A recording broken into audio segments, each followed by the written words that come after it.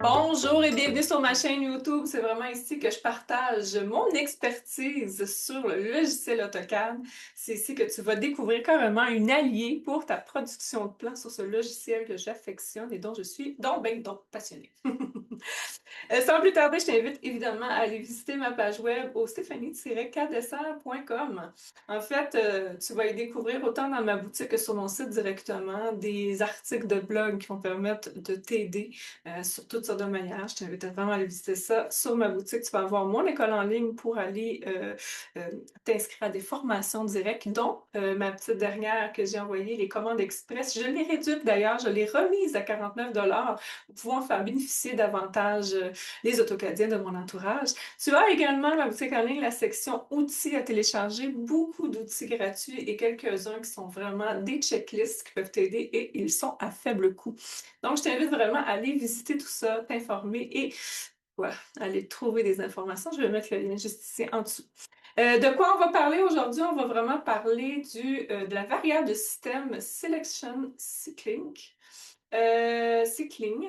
En fait, c'est une variable de système qui te permet de sélectionner des éléments qui sont superposés. Il y a plusieurs valeurs qui peuvent t'aider et qui vont te parler et c'est toujours accroché un peu au curseur. Donc, je vais te partager mon écran pour faciliter la compréhension.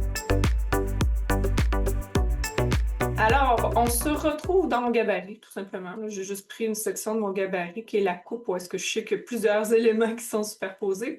J'attire ton attention sur le curseur, mais avant, il faut que tu t'assures d'avoir le dynamique, le mode dynamique actif. Si tu n'as pas ce symbole-là, tu n'as qu'à venir dans le petit menu hamburger ici et tu vas venir le sélectionner juste ici. C'est le 1, 2, 3, 4, 5, 6e que tu peux sélectionner. Et là, il va apparaître, tu vas pouvoir l'activer ou le désactiver en fonction de tes besoins.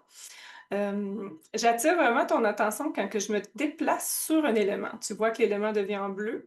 Regarde, le curseur n'affiche rien, mais par contre, si je viens proche de un qui est superposé, tu vas en avoir deux. C'est un peu le même principe que quand tu viens sur quelque chose qui est annotatif. Donc, lorsque tu sélectionnes vis-à-vis, tu en as deux. Ça, c'est le mode de sélection. La valeur est à 1. Si je marque au clavier C, je pense pas qu'elle allait mettre. Ah oui, je dis sélectionne cycling. Cycling. Juste ici, tu vas voir, la valeur est à 1. Ce qu'elle dit, la valeur à 1, c'est que c'est un badge qui s'affiche lorsque vous placez le curseur sur un des objets qui se chevauchent. Moi, j'aime beaucoup avoir le tableau pour pouvoir m'aider à sélectionner. Sinon, il va toujours prendre celui qui est en devant du plan quand tu vas sélectionner. Donc, dans la situation qui est ici, je vais juste sortir de la commande.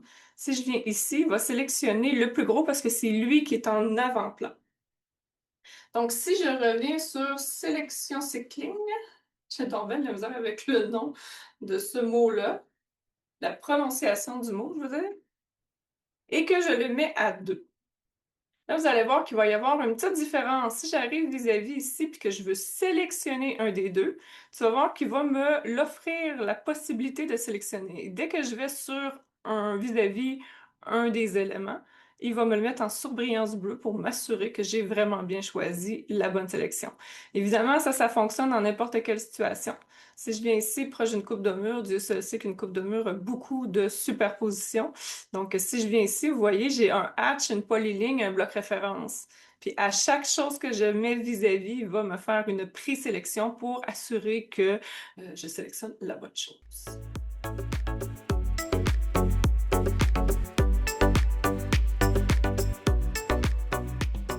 Alors voilà, c'est aussi simple que ça, mais moi je pense que ça peut faciliter. J'aime beaucoup le Dynamic Mode parce que justement tout se passe autour du curseur, donc tu n'as pas besoin de te promener au travers de ton écran, tout est très centré sur ton dessin.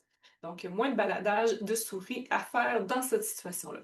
Donc sur ce, je te dis à une prochaine capsule.